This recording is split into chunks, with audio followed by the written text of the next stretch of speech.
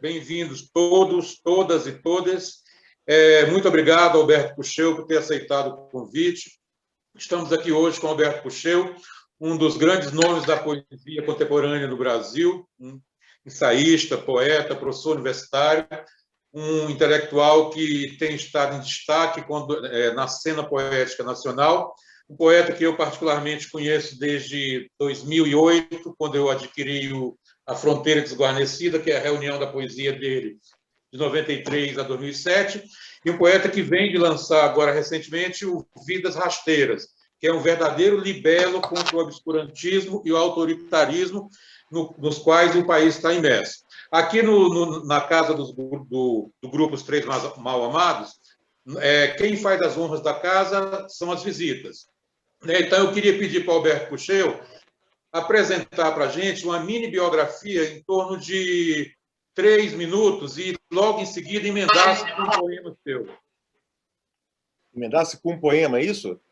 Isso. Faz uma mini biografia, uma mini bio sua e, em seguida, manda um poema para a gente. Tá, eu acho que dentro da minha história pessoal, né, tem uma trajetória comum para mim, que é a história da filosofia e da literatura, né, da filosofia e da poesia, né, que são duas ambiências da palavra, da vida, do pensamento, do afeto, que se deram mais ou menos conjuntamente dentro da minha vida. E quanto mais a filosofia na época foi se intensificando, quando eu fui fazer a graduação em filosofia na UFRJ, né, a poesia também foi ao mesmo tempo se intensificando. E acho que desde então, a trajetória que eu venho percorrendo, de alguma maneira, é tentar, de alguma maneira, também... Você mostrou aí a Poesia Reunida de 2007, né? Que se chama Fronteira Desguarnecida, que se apropria de um nome de um dos livros anteriores a ela, né? Do meu terceiro livro, né? E eu diria também, além do modo como esse termo comparece no livro de poemas, né, que é um desguarnecimento das fronteiras entre o corpo e a cidade, digamos assim, né, cabeça de rodas e chassis, e por aí vai, né? Eu diria também que eu fui usando esse termo por um outro lugar, que é esse desguarnecimento das fronteiras também entre poesia e filosofia, entre poesia e crítica, entre poesia e teoria, né? De alguma maneira lidando nessa ambiência. E acho que isso se dá tanto nos livros de poemas, né, quanto nos livros de ensaio também, né? Acho que há tanto, de alguma maneira, uma tentativa de uma poesia que acolhe o pensamento crítico, teórico e filosófico, né? Quanto também na filosofia, ou na crítica, melhor dizendo, né? Na crítica ou na teoria, os textos meus também buscam uma escrita que envolva também o poeta, né? Que o poeta esteja escrevendo o ensaio também. Acho que eu poderia começar me apresentando um pouco, né? Dessa maneira, que eu acho que é aquilo que até hoje se manteve. Acho que foi assim o foco em que se deu para mim essa indiscernibilidade entre poesia e filosofia, e que, num certo momento, eu decidi que, no âmbito da crítica, também seria isso, que seria esse ponto que, no âmbito da crítica, eu gostaria de fazer uma pequena intervenção. Então, eu vou emendar lendo o poema, né? Hoje é um dia muito triste e, ao mesmo tempo, um pouco esperançoso, né? Assim, quer dizer, triste porque é mais um recorde, né? Foram 3.251 mortos, né? Parece hoje, e um pouco esperançoso pela retomada dos direitos políticos do Lula e, ao mesmo tempo, pelo início, talvez, de uma criminalização do Moro, né? Então, acho que tem essa dupla junção. E, se vocês me permitirem, eu vou ler, então, 2 poemas, e não um, 2 poemas inéditos, né? Vocês vão entender por quê, né? O primeiro que eu queria ler são os 2 últimos poemas que eu fiz. São os 2 últimos poemas, e na verdade, é um poema do luto, né? E por isso que eu queria fazer hoje. Eu acho que a gente hoje eu digo, nesses últimos tempos, né, desde que o Bolsonaro assumiu, e obviamente desde a pandemia, mas desde que o Bolsonaro assumiu, a gente sabia que muitas mortes ocorreriam, né? Não é à toa que, no meu último livro, No Vidas Rasteiras, há um longuíssimo poema, que é o poema que termina o livro, né? Que é o poema Para a Catástrofe do Nosso Tempo, que é um poema sobre Bolsonaro e a pandemia, né? É o poema dessa convergência. E não à toa, a primeira parte desse poema, quer dizer, o que hoje são as duas primeiras partes do poema, antes era uma só, que era mais ou menos as 10 primeiras páginas escritas, eu escrevi em 2018, na semana imediatamente anterior ao segundo turno. Né? E vocês estão ouvindo? E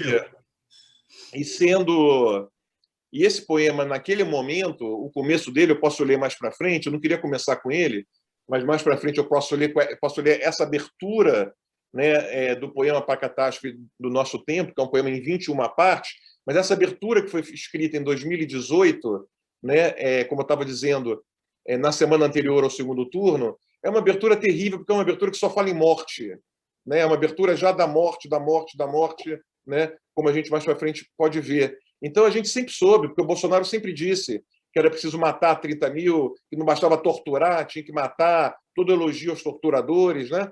Então, eu acho que nesse momento eu prefiro abrir, pelo menos, a primeira leitura com um poema dedicado, digamos assim, a todos aqueles que tiveram familiares, amigos, conhecidos, pessoas amadas e queridas mortas pelo governo Bolsonaro, né? E pela pandemia, obviamente. Então, vou ler esse que é o penúltimo poema e depois eu vou ler um outro também em sequência. Se chama Não Andamos Sozinhos. Quando eu piso andando sobre a terra, não é apenas o meu rastro que fica marcado, mas o encontro do meu pé com o movimento que a terra realiza ao receber o meu pisar. Esse rastro, que não é só meu, é rastro da terra a se acomodar à forma do meu peso contra o chão. Ninguém anda sozinho, isso é certo. Andamos com a terra, com o vento, com a chuva, com o sol, com os bichos, com os fantasmas. Apenas não andamos sozinhos. Não andamos sozinhos, isso é bem certo. Andamos com 2.900 mortos nos agarrando, querendo nos levar.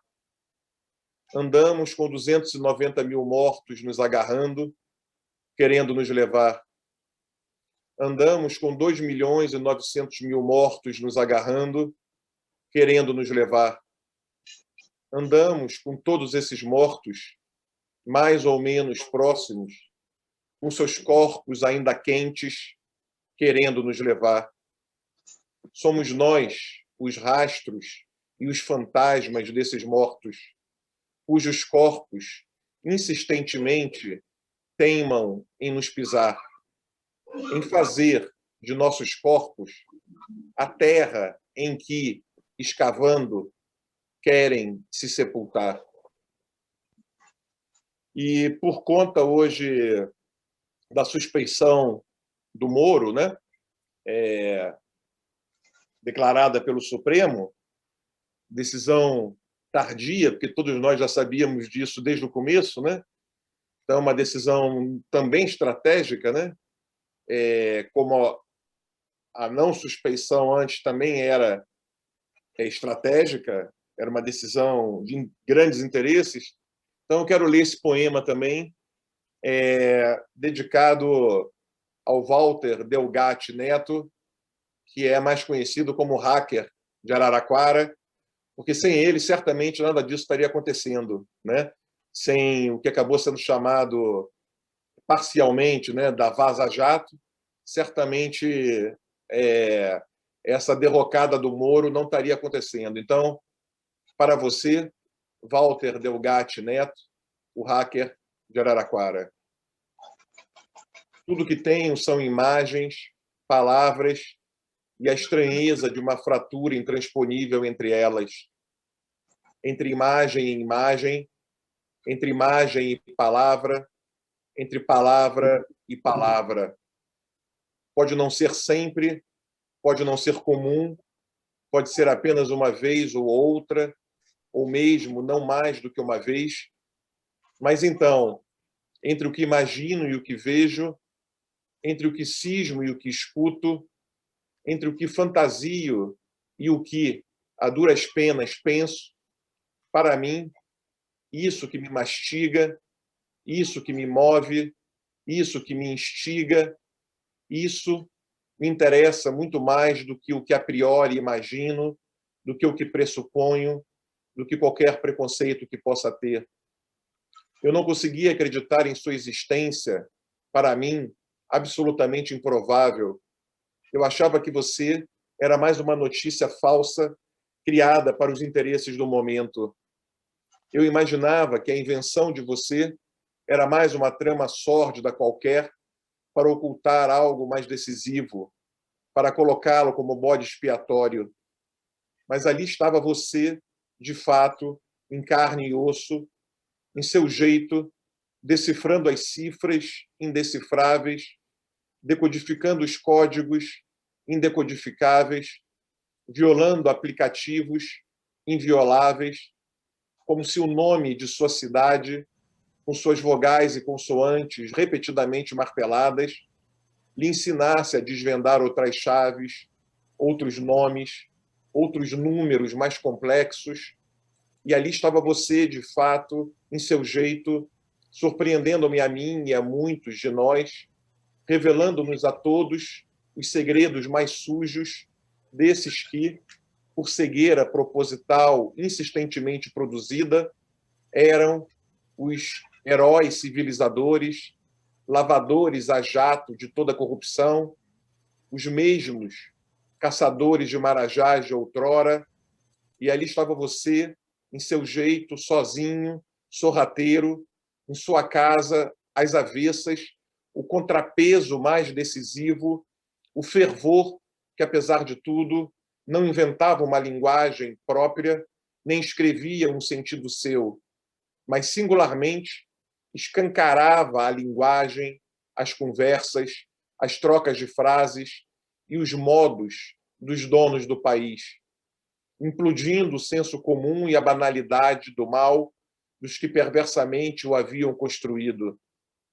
Te escrevo, Delgatti, porque nada em você inventa um ritmo ou um metro novo, nada em você é canto, mas apenas exposição prosaicamente cristalina das infinitas conversas alheias dos que presidiam, com sua anterior admiração, sua identificação com a fala ansiosa do promotor, o grande acordo, o supremo contrato, o segundo passo do golpe, finalmente dito e declarado por eles mesmos.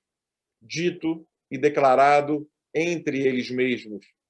Já que você, tal qual eu jamais o poderia imaginar, de seu silêncio angustiado, dos ansiolíticos tomados, pelos quais for injustamente preso por tráfico de drogas e meses depois libertado, no ritmo de sua ansiedade controlada, diante da tela de seu computador, rindo íntima e nervosamente das leis daqueles que o prenderam e que prenderam alguém com quem, pela prisão, você, por outro lado, se identificara, finalmente de dentro delas, de dentro das leis, vendo a extrema corrupção de quem julgava, em pânico ameaçador, nos dando algum alívio e alguma esperança, agora você podia, enfim, de outro modo, se vingar e nos vingar, dizendo-lhes: chorem para sempre todos os males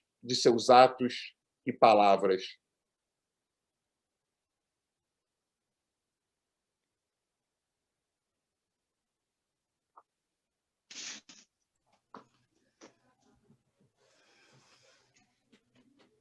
Poema da constatação retornante. Um poema que aborda um tema que muito me interessa, que é a questão da cidade, que por mim é muito querido.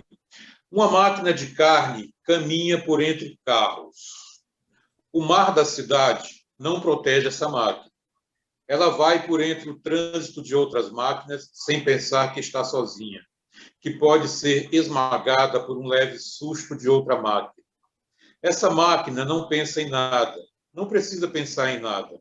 Mistura-se a ferros, vidros, borrachas e parece aguentar qualquer rojão.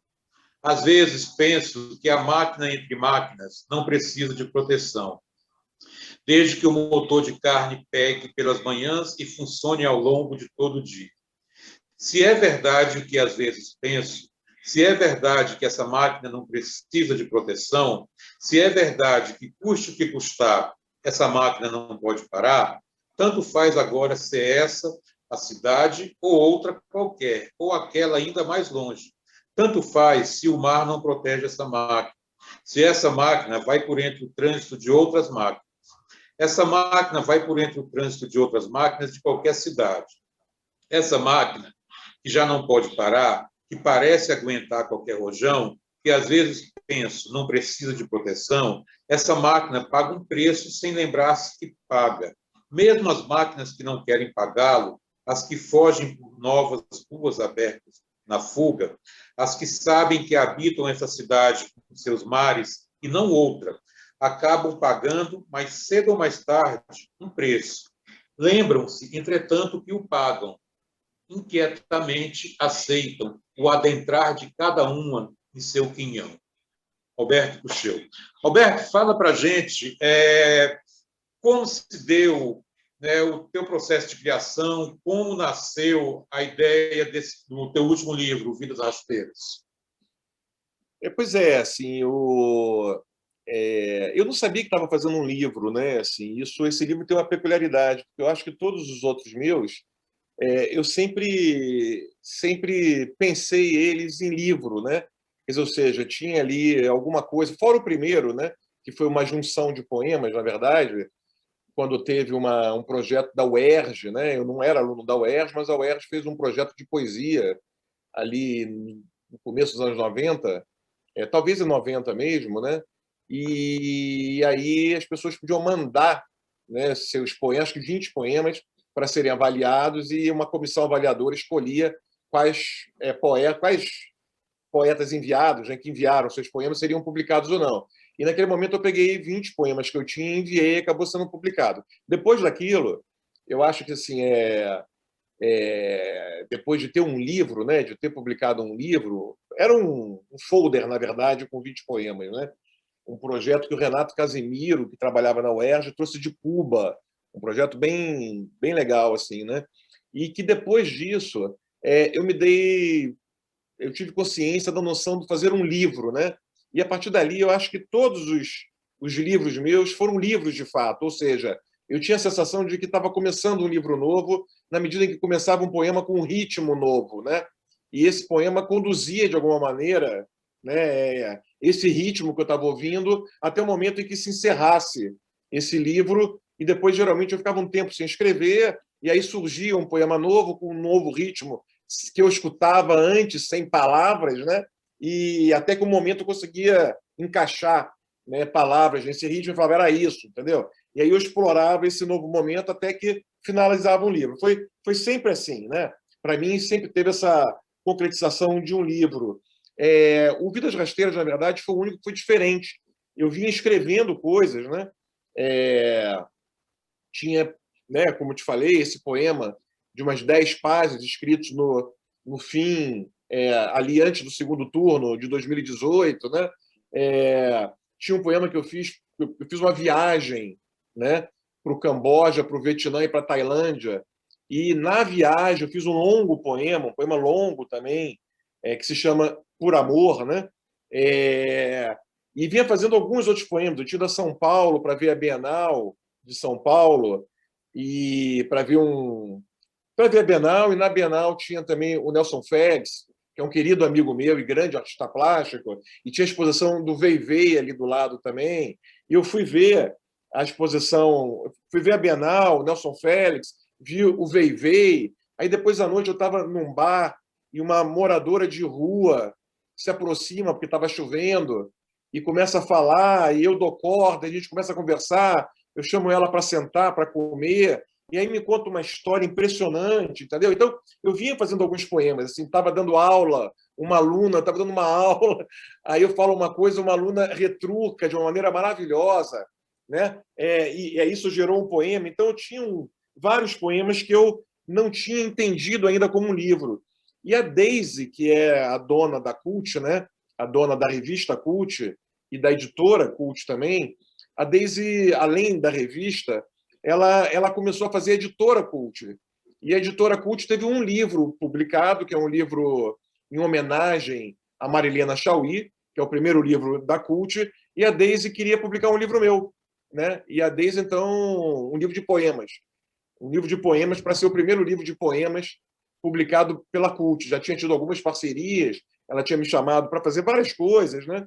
Dossiês, eu fiz um dossiê de poesia contemporânea, fiz um dossiê sobre o Kafka, né? Que eu estava estudando muito na época, escrevi um livro sobre Kafka também.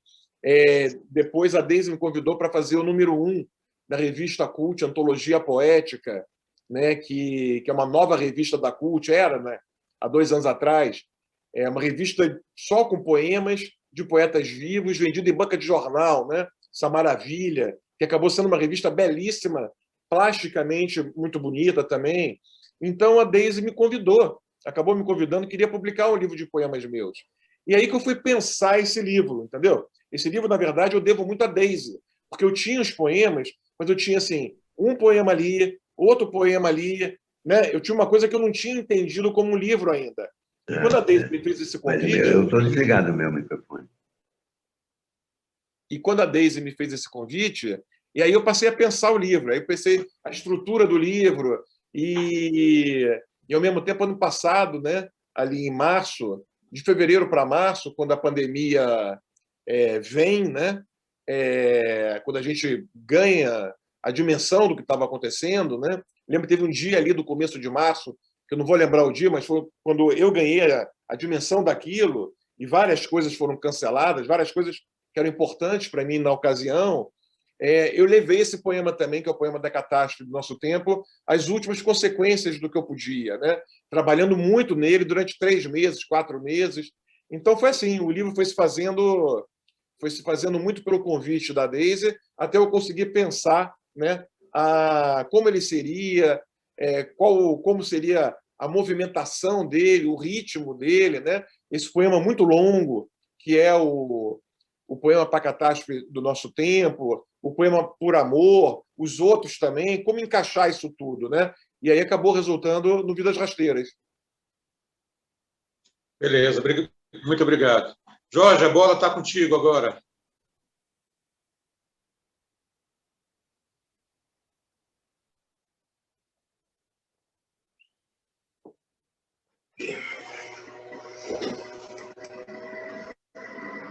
Breve História Trágico-Marítima, a Fernando Ferri de Luanda.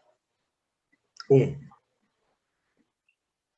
Nem para todos destinos de sedas, ouros, nobres, madeiras, lucros, o do náufrago, pior que o dos outros, de água intragável, prego, fome, a pimenta do perigo ardendo em seus olhos. O sol aflige sem sono, o lombo cansado esturrica no azul, com o tombo do mastro por dentro da nau, zumbindo em sua envergadura, com o fazer água ou água abrir sem que nunca se saiba para onde. O destino do náufrago é afogar-se no mar. E na terra, os sinos do além estalando mais lento, as cortinas de urubus se abrindo ao último olhar. 2. Homenagem a Jorge de Lima.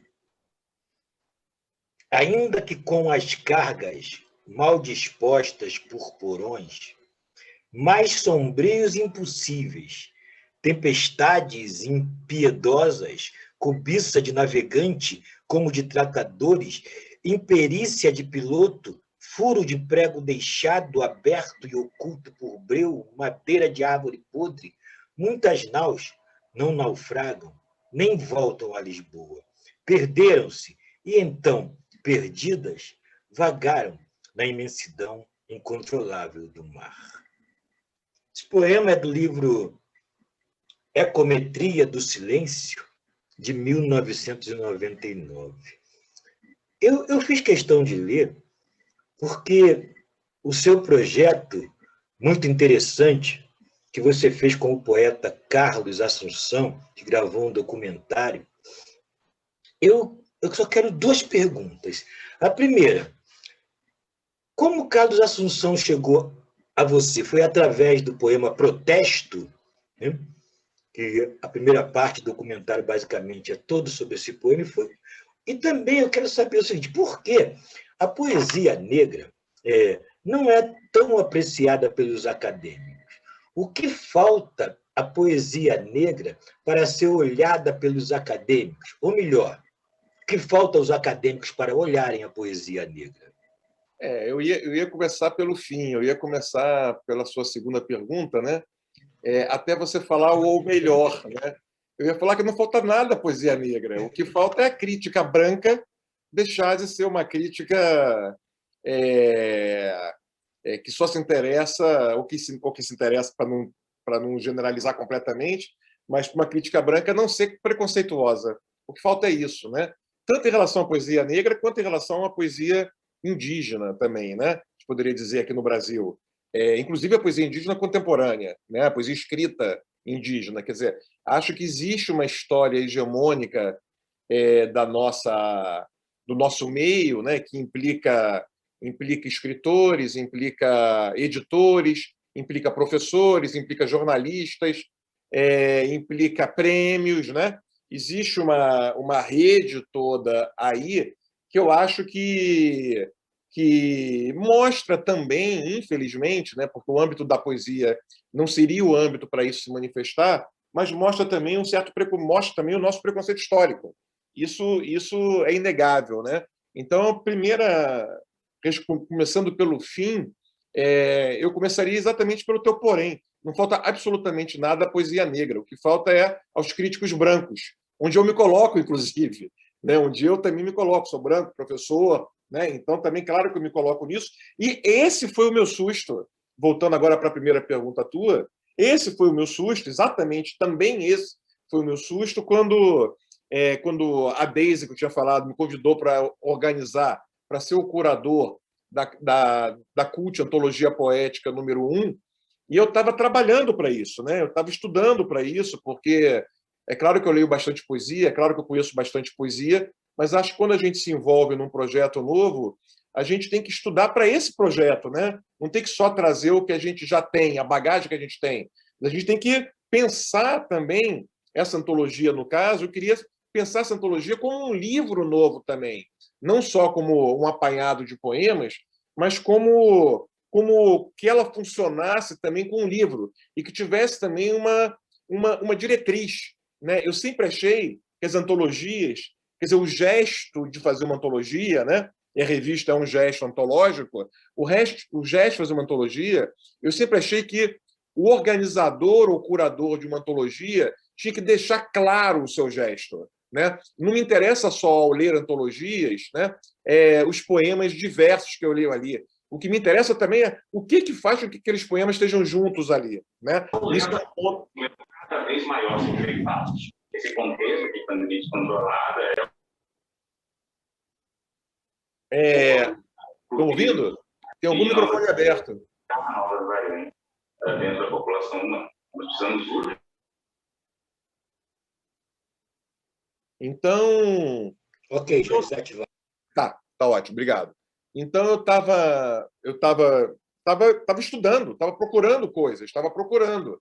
E lembro assim, que eu estava numa movimentação ali de procurar também poetas negros, né, homens e mulheres. Estava querendo que tivesse uma presença marcante de poetas negros, né, homens e mulheres negros e negras de gerações distintas, e queria também que tivesse poetas indígenas também, né? E eu estava nessa busca, num certo momento, indígenas contemporâneos, né?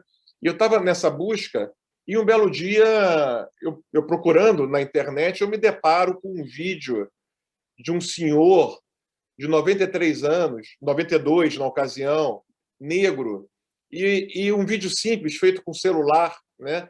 Ele fazendo esse vídeo com celular, tocando Chopin no fundo.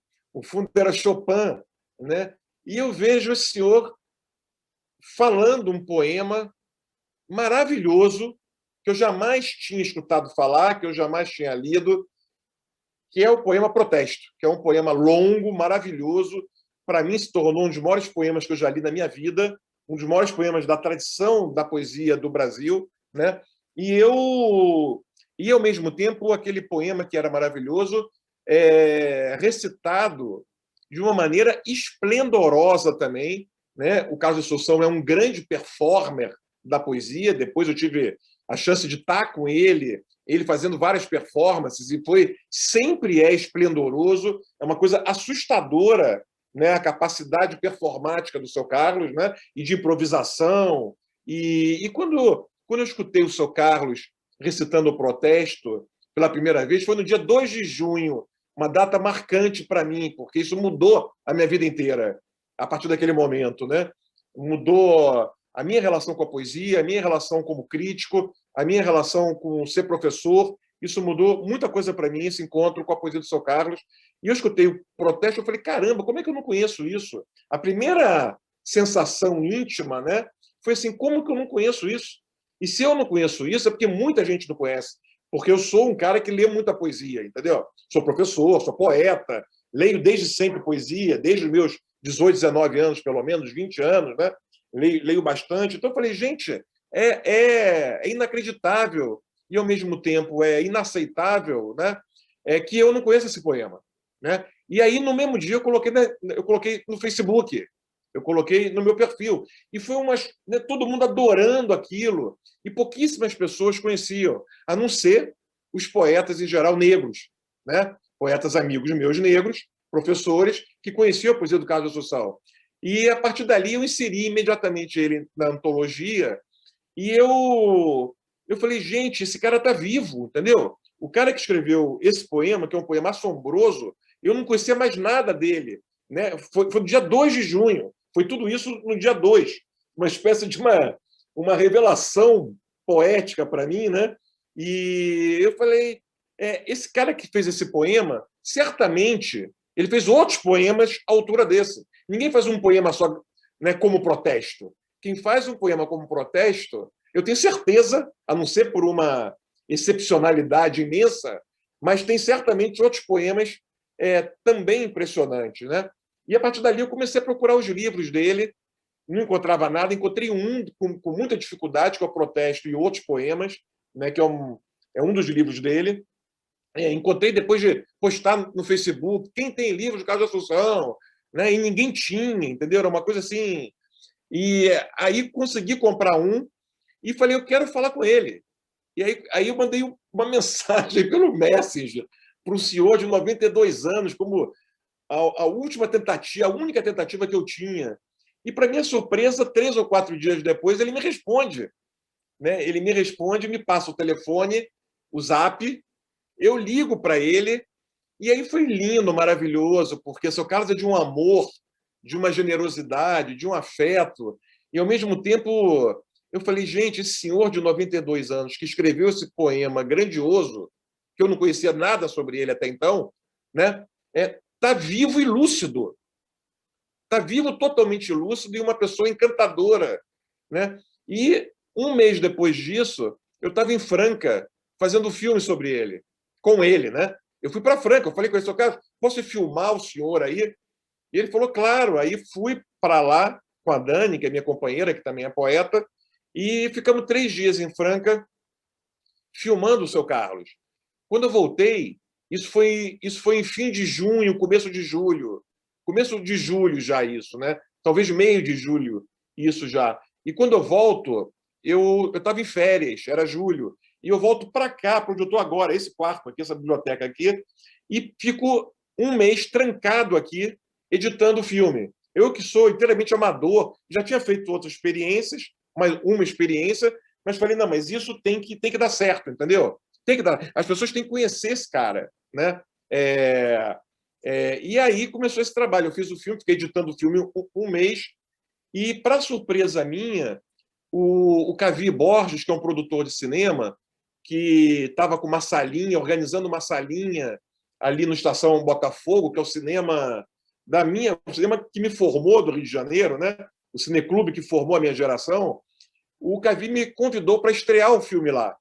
E eu achei tão lindo, tão maravilhoso isso. Ao mesmo tempo, eu queria que a primeira vez que o filme fosse apresentado em público fosse para o Seu Carlos. Então, a gente fez uma sessão, 2 sessões, lá em Franca, né, na Casa de Cultura Abdias Nascimento, né, lá em Franca. Foi maravilhoso, lotado, né, uma homenagem imensa da cidade ao Seu Carlos, né, várias instituições homenageando o Seu Carlos ali depois do filme, várias pessoas do movimento negro, mas também não apenas do movimento negro, homenageando em falas ali o Seu Carlos. Foi uma coisa muito bonita, muito intensa, muito comovente, né? Então, foram as 2 estreias. Foi lá em Franca e no Rio de Janeiro, ali, uma coisa pequena, para amigos, 2 sessões para amigos, né? Que eu convidei para fazer. Mas a minha ideia era exclusivamente botar no YouTube, para ver se eu conseguia projetar no meu meio, pelo menos, um pouco, né? Mas esse poeta que eu não conhecia até pouco tempo e tinha achado ele maravilhoso. Tinha ficado muito impressionado. Depois disso, isso foi em julho, né? Talvez em começo de agosto tenha passado ali os filmes em Franca e no Rio de Janeiro. Um pouco depois disso, em agosto, eu fui para um evento em Aracaju. Quando eu salto do avião em Aracaju, um jornalista da Folha de São Paulo me pediu, né, tinha uma mensagem de um jornalista me pedindo um texto sobre Manuel de Barros, sobre quem eu já tinha escrito muito, já tinha entrevistado nos anos 90, né? Escrevi alguns ensaios. E eu falei, olha, sobre Manuel de Barros eu não queria muito escrever, já escrevi muito sobre ele, mas tem um poeta, Carlos de Assunção, bababá, bababá, bababá. Vendi o peixe e o cara comprou o peixe. Ele falou, não, tem que falar com o meu editor. E aí eu fiz o texto para a Folha de São Paulo, que foi um texto que foi muito lido, foi muito divulgado, porque a Folha foi fotografá-lo, uma fotografia linda dele, ocupando 2 páginas, né? Então, foi muito lido. E no dia seguinte, 2 editoras imensas ligam para mim querendo publicar o Carlos de Assunção. Uma que acabou não publicando, e por isso eu não vou falar, que o editor estava muito apaixonado, lindamente apaixonado, com aquela descoberta toda, tinha lido o texto um dia antes, e falou, quero publicar ele, entendeu? E eu fiquei muito feliz. E um pouco depois me liga a Companhia das Letras, né? E aí fizeram as propostas e o Carlos de Assunção que escolheu. Eu levei para ele, eu estava indo para lá nesse momento também, para Franca, e ele escolheu, entendeu? Então, e eu organizei o livro, acabei organizando o livro. Então, essa relação com o Seu Carlos mudou minha vida, porque a partir dali eu fui escrever um livro sobre o Seu Carlos, que teria saído logo depois do dele, mas veio a pandemia e suspendeu. Mas vai sair ainda, vai sair, né? Eu passei também por conta da antologia da CUT, né? Tenho estudado muito Eliane Potiguara, né? Também, que é essa poeta indígena de 70 anos, também maravilhosa. Então, isso mudou muito, e acho mesmo que existe um preconceito da crítica hegemônica, branca, universitária, dos jornais, dos editores, né? E que acho que isso, se eu cheguei a ele agora, e se eu coloquei ele na revista, e se fiz o filme, é porque também um momento histórico nosso está mais propício, talvez, né? Teve que demorar esse tempo todo, a gestos como esse meu e vários outros gestos também. E aí eu fui descobrir toda a relação do Seu Carlos com o movimento negro, com os 3 momentos do movimento negro. Enfim, aí foi toda a descoberta que eu fui fazendo de como ele era muito conhecido e amado dentro do movimento negro, dos poetas negros, do movimento político negro também. Aí eu fui descobrir todo esse universo que até então, para mim, era desconhecido. E com isso você renasceu, vamos dizer assim, né? Renasceu para o público Carlos Assunção. Isso foi, para situar, você falou agora, mas foi em 2018 e 2019, né? Então é uma coisa bem recente, é uma coisa muito recente, né? Você sabe que o Seu Eu Carlos... espero que venha mais forte. Não, o Seu Carlos, muito amorosamente, ele diz que eu sou o anjo dele. Ele me chama de anjo, né? O anjo, que aos 92 anos, de repente, ele estoura, entendeu? Assim, né?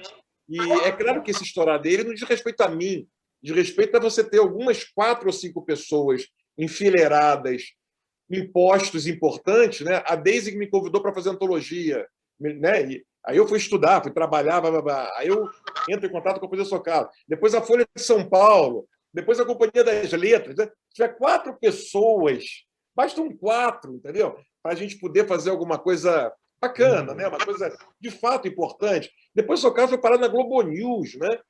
Na Globo News, entendeu? Assim, 4 programas, né? 4 entradas no Jornal das 10, um programa de 1 hora na Globo News, uma coisa que só Drummond, talvez, no Brasil, né? Só Drummond, talvez, tenha tido essa dimensão. Drummond, Goulart, né? E João Cabral, talvez, entendeu?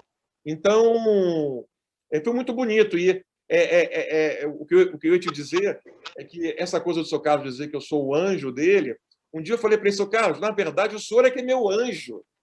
O senhor é que é meu anjo, porque esse contato nosso possibilitou uma virada para mim muito grande, entendeu? E possibilitou essa reviravolta também em mim, né? Mas eu também espero que venham vários outros. Saiu o Paulo Colina também, né? O Oswaldo Camargo também está saindo da Companhia das Letras, né? Acho que hoje a gente tem a própria CUT, os 3 números da revista da Antologia Poética, tem vários poetas negros também, homens e mulheres. Então, eu acho que tem um momento muito... para isso tem que acontecer. Não pode ficar 500 anos sem isso acontecer, e ainda hoje. A gente tem que conseguir dar uma reviravolta nisso, e eu acho que a posição do crítico, ou do professor, ou do leitor, tem de ser uma posição aberta e inclusiva para isso que o que a gente quer que seja, e que de fato o que eu poderia chamar muito rapidamente aqui do coração do Brasil, do nervo do Brasil, né? Do nervo do Brasil, do coração do Brasil. Então, acho que é preciso mesmo uma revirada histórica nesse país, total. A gente está num momento terrível, né? E eu terminava o texto meu sobre Carlos de Assunção, na Folha de São Paulo, dizendo: por um país, Carlos de Assunção. Meu desejo é esse, um país, Carlos de Assunção. Agradecer o Temer. Porque eu, representando aqui todos os negros do país, só queria te agradecer, porque realmente foi uma luz, não só para o movimento negro, para a própria poesia, né? A poesia negra, que ela tem sempre um olhar meio desviado, né? Um olhar meio estrábico, né? Todo mundo olha meio estrábico para ela, e a gente vê que realmente tem ali uma origem, né? Quando ele fala dos cantos, da onde ele trouxe realmente a origem da poesia, é um negócio importante. Então, eu te agradeço muito. Eu fiquei muito feliz em não conhecê-lo ainda tete a tete, mas só em te ver já me deu uma emoção e um agradecimento muito grande. Muito obrigado, Jorge. Por isso que eu digo que o seu Carlos é o meu anjo. Exatamente por isso, entendeu? Por você poder falar isso, você falou para mim agora, só através de um anjo chamado Carlos de Assunção, né? Obrigado, muito obrigado, Jorge. Fernando, um instantinho só. Obrigado a você. Antes de passar, quero avisar que esse vídeo que nós estamos falando aqui está disponível no canal Alberto Puchel no YouTube, ok? E vale a pena ver quem não viu. Fernando, é contigo. Beleza. O livro é esse aqui, né? É esse livro. É esse livro que tem uma coisa... Se vocês quiserem seguir a conversa desse caminho, esse livro teve uma coisa que foi interessante, porque é difícil organizar um livro do seu Carlos, porque cada livro do seu Carlos é um livro... O primeiro livro é todo original, claro, que é o Protesto, né? Depois, o segundo, ele pega vários poemas do primeiro livro e mistura com poemas inéditos. E mistura mesmo, faz uma mistura. Depois, o terceiro, ele pega poemas do primeiro e do segundo e mistura com inédito. E vai assim, esse é o modo operandi dele organizar o livro. E como o primeiro livro dele se chama Protesto, e depois o outro, tem um outro que chama-se Protesto e outros poemas, eu não queria colocar o Protesto no título, porque o Protesto é o poema mais conhecido dele, é o poema pelo qual ele é conhecido, né? E eu achava o Protesto uma espécie de um hino do movimento negro, né? Assim, e dos poetas também negros, né? E eu achava que eu queria desviar um pouco também para outros poemas dele ganharem relevância. E eu achava que se botasse Protesto na capa do livro, ia ficar de novo só Protesto. E, por exemplo, tem poemas como Meus Avós, que é um poema esplendoroso. O Eclipse é esplendoroso. Que Negros Somos Nós é esplendoroso. Tem vários poemas maravilhosos. Então, a solução que eu dei foi botar um verso do protesto como título, né? Que é esse Não Pararei de Gritar, porque o verbo gritar é a palavra mais usada pela poesia do São Carlos, né? E, além do mais, eu achava muito bonito um poeta com 92 anos na época, né? Agora tem 93, vai fazer 94, tem esse Não Pararei, né? Não pararei, tem um futuro todo de grito pela frente. Eu achava isso bonito também, entendeu? Então, foi uma maneira de, por um lado, desviar um pouquinho o foco exclusivo do poema protesto, mas ainda colocando um verso do protesto também, entendeu? Né? Num verso que me parece uma espécie de uma síntese da obra dele, né? Beleza, beleza. Agora vai entrar o Josafá, vai pegar a bola. Depois do Josafá, a gente encerra o primeiro bloco e vamos para o segundo. Manda aí, Josafá. De mais nada, boa noite a todos, as pessoas que estão aí participando, e de modo mais direto ao Alberto Puxeu, né, com toda essa dinâmica, e eu chamo até um tratado de clareza política, poética e social. Ciência. Os poemas ficarão guardados no cofre de ferro, vazio, de uma embarcação antiga, não por superstição, apenas para agarrarem mais facilmente o silêncio. Alberto Puxeu. Alberto, eu tive um certo carinho por uma obra sua especificamente. Essa obra, que eu tive a oportunidade de lê-la, você publicou em 1993, e esse poema, inclusive, integra, né, esse livro, que é Na Cidade Aberta. E, recentemente, recebi do meu colega e amigo e irmão Fernando Freire, né, Vidas Rasteiras, agora da Cult Editora, de 2020, que também tive o prazer de ler. Mas antes eu tive um contato, né, eu diria até não muito profundo, né, com o Poemas para Serem Lidos nas Posses de Presidentes. Foi uma coisa mais recente, em 2019. E o outro foi Para Que Poetas em Tempos de Terrorismo? Então, tendo em vista tudo isso, eu queria te fazer essa última pergunta, duas perguntas germinadas. Então, a primeira pergunta que eu queria te fazer, que na realidade tem uma relação direta com a segunda, é como você define sua poesia, até pelo aspecto de que até hoje eu tenho uma dúvida, não sei se essa dúvida, eu estou discutindo aqui o sexo dos anjos, ou se 6 é a mesma coisa de meia dúzia, né? Eu sei que você é ensaísta, não sei, mais ensaísta ou mais poeta, né? Ou, sei lá, o ensaísta e poeta, ou poeta e ensaísta, enfim, a ordem não alteraria. Mas eu queria te fazer uma pergunta muito, muito direta. Tendo em vista esse título do seu livro, Para Que Poetas em Tempos de Terrorismos, já que a primeira eu já fiz como você define sua poesia, eu acrescentaria o seguinte, já que a maioria dessas obras foram escritas de 2019 para cá, né, em meio a esse desgoverno que aí está. Para que poetas hoje, em tempos tão sombrios e de desgoverno?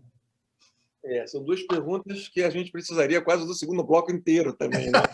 Mas eu vou tentar... Mas tenta sintetizar aí, porque claro. Eu acho que as duas coisas estão interligadas, né? Claro.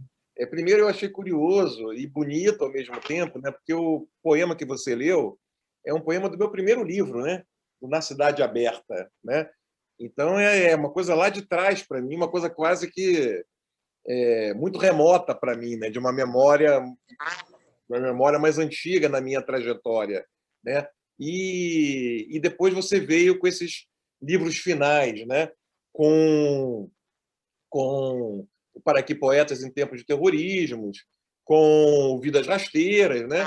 E até mesmo, para surpresa minha, né? Com Poemas para Serem Lidos nas Posses de Presidentes, né?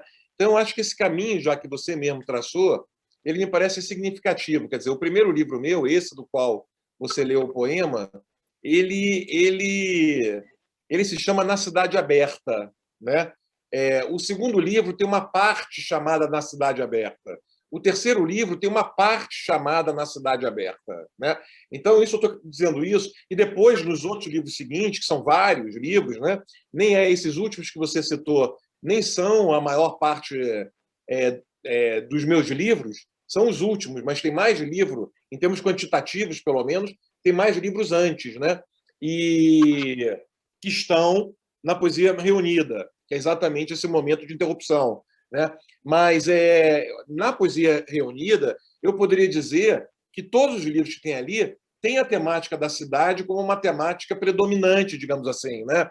Seja no poema Na Cidade Aberta, seja no poema Fronteira Desguarnecida, que intitula o livro, tem um poema chamado Sebastianópolis, né? E tem vários poemas ali, majoritariamente, com a questão da cidade. Eu poderia dizer que de 2013 para cá, 2013, quer dizer, eu publico a Poesia Reunida em 2007, né? A Poesia Reunida junta os livros entre 93 e 2007, e ali, em 2002, é o momento que eu passo para a universidade para dar aula. E, nesse momento, dar aula também é uma coisa que me convoca muito, né? Que me chama muito também. O pensamento crítico e teórico também me chama muito, como eu falei. E eu fiquei 7 anos ali sem escrever uma linha de poesia, né? Não escrevi absolutamente nada. Entre 2002 e 2009, mais ou menos, eu não escrevi absolutamente nada em poesia. Pois bem, o que eu estou dizendo é o seguinte: quando eu volto a escrever, né, o que vai ser o resultado desse retorno é o livro seguinte à Poesia Reunida, que se chama Mais Cotidiano que o Cotidiano. E é nele que tem, por exemplo, dentre outras coisas, o poema para ser lido na posse do presidente, que é um poema que chegou a ser publicado no Globo em 2010, né? Em 2010, antes do segundo turno, que acabou elegendo a Dilma, né? Ou seja, é o poema que pega ali essa passagem do Lula para Dilma e termina com um verso que é uma homenagem ao Lula, né? Do dedo que falta na mão do presidente. É um poema longo também, e um poema que foi motivado por duas forças, digamos assim. Uma é uma frase do Agamben, que foi muito importante para mim, né? Agamben é um filósofo importante para mim, e o Agamben dizia alguma coisa, ele falava da coesão originária entre poesia e política, né? E depois ele falava que não é a poesia que tem que seguir a política, mas a política que tem que aprender com a poesia. E essa frase era maravilhosa para mim, do mesmo modo que enigmática também, né? Uma frase muito enigmática para mim, ao mesmo tempo muito que me moveu muito, assim, uma frase que me instigava, estimulava, né? Como assim? Não é a poesia que tem que aprender com a política ou ir atrás da política, mas a política que tem que seguir a poesia, né? E ao mesmo tempo, naquele momento, foi também a posse do Obama, a primeira posse do Obama. E na primeira posse do Obama, que eu assisti, eu nunca tinha assistido, né? Uma posse de governo que não do brasileiro, né? Teve uma poeta negra, Elizabeth Alexander, convidada para ler um poema feito para a ocasião da primeira posse do Obama. E quando eu escutei a Elizabeth Alexander lendo um poema, e era um poema lido para o mundo, estava o mundo inteiro assistindo aquilo, bilhões de pessoas, porque tinha toda a expectativa sobre Obama, né? Negro, com nome árabe, presidente dos Estados Unidos. Então tinha aquela expectativa imensa ali no primeiro mandato do Obama. E quando ela leu o poema, eu falei, caramba, é possível um poema hoje ser lido para o mundo? É possível hoje um poema ser lido para o mundo inteiro? É possível meio o que o Walt Whitman foi no século XIX para os Estados Unidos, o que Castro Alves foi no século XIX aqui para o Brasil, né? É possível isso ainda hoje, entendeu? Um poema dito para o mundo, e aquilo me marcou muito. E o resultado daquilo foi o poema para ser lido na posse do presidente, escrito em 2010, como eu falei, né? Que acabou sendo publicado ali no Globo, no Prosa e Verso, na véspera, no sábado anterior ao domingo do segundo turno que elegeu a Dilma. Esse livro, O Mais Cotidiano que o Cotidiano, é um livro, digamos assim, que a força maior dele, ou pelo menos assim, tem uma linha de força nele que pega o Brasil de 2010 a 2013, incluindo 2013. Né? Tem poemas ali lidando com o momento político nosso de 2013 também, vários poemas. Depois, o Para Que Poetas em Tempos de Terrorismos é um livro escrito ali durante o golpe de 2016. Né? E o poema que intitula o livro, poema, né, Para Que Poetas em Tempos de Terrorismos, né, foi escrito ali durante o golpe. E eu diria que o livro também tem uma diagonal de força, que é o golpe. Né? E o Vidas Rasteiras pega o governo do Bolsonaro. Né? Pega ali, começa a ser escrito ali, no momento, como eu falei, né, também na semana anterior ao segundo turno, que acabou elegendo o Bolsonaro, e aquele desespero todo que eu e muitos e nós aqui estávamos vivendo certamente naquele momento.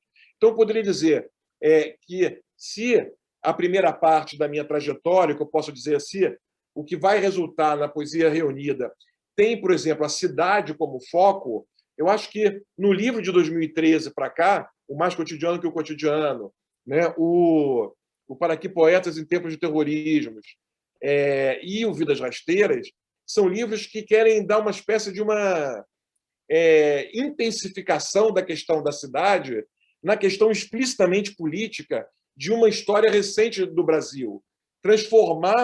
Ler essa história recente do Brasil pela poesia, de maneira que a poesia possa se colocar num movimento em que ela, sendo criação, ela também é um lugar de pensamento, como a filosofia, como a história, como as ciências sociais, como a educação, etc, etc, etc. A poesia não pode delegar o pensamento para outra área, assumindo que ela própria é exclusivamente um lugar de criação, como se o lugar de criação não fosse um lugar de pensamento também. E como, por outro lado, se o lugar de pensamento não fosse um lugar de criação também. Então, essa é a minha tentativa, entendeu? Resumindo a minha trajetória um pouco, né? E talvez falando assim, para que poetas em tempos de terrorismos, ou para que poetas em tempos de Bolsonaro, né? Que é como essa questão se transformou, eu acho que o Bolsonaro foi sempre evidente para cada um de nós, que o Bolsonaro por exemplo, eu chamava ele no começo de altericida, esse que é o assassino do outro, né? Tudo que é diferente dele, ele mata. Depois passou-se a chamar, mais recentemente, de genocida com a pandemia. Outro dia eu vi um termo também bom, democida, né? O assassino do povo. Né? E eu acho que o lugar da poesia é o lugar do outro. A poesia é exatamente o lugar da alteridade. É o lugar. O poeta é esse que se coloca à escuta do outro. Né? É esse que. Esse. Jamais é esse que fala pelo outro, mas é esse que se coloca à escuta do outro e traz essas diversas alteridades para a própria poesia. Né? Então, Vidas Rasteiras está dizendo isso, né? Trazer essas vidas ao rés do chão, no caso ali do poema, do poema Vidas Rasteiras, ele lida tanto com a Dona Laura, que é essa indígena que estava morando nas ruas de São Paulo, é uma história longa, que eu também agora não quero me estender, e com a Dona Leila também, que foi essa moradora da ocupação 9 de julho, que eu conheci nesse tal fim de semana também, né? Essas vidas que não têm emprego, que estão nas ruas, ou que não têm moradia, né? Ou que não tinha moradia. Então, assim, me colocar à escuta dessas alteridades indígenas, negras, pobres, etc, etc, etc, me parece que é o lugar da poesia. Então, eu acho que a poesia tem muito o que fazer, muito o que dizer e muito o que ensinar para o nosso tempo. O nosso tempo tem que aprender. Esse tempo que hoje teve esse despertar fascista, né, que sempre teve na nossa história, mas eu nunca vivi ele tão intenso como nos últimos 2 anos, né, como Bolsonaro liberou e instigou muito isso. Acho que um cargo de presidência ele também é um cargo pedagógico para um povo. Ele dá a direção, ele interfere no caminho. Né? Se esse caminho é um caminho de exclusão, de morte, de assassinato, né? Para aí que o povo vai também, entendeu? Eu acho que a poesia é o lugar do outro. Resumindo agora, né? Acho que a poesia é o lugar da alteridade.